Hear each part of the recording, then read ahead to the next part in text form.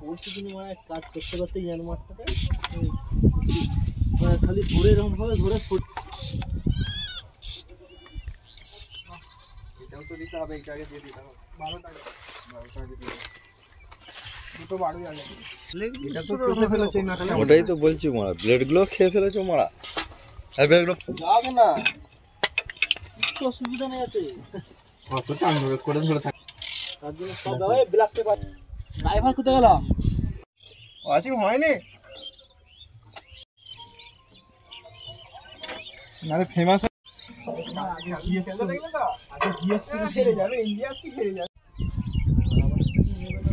কি নয় ভাই।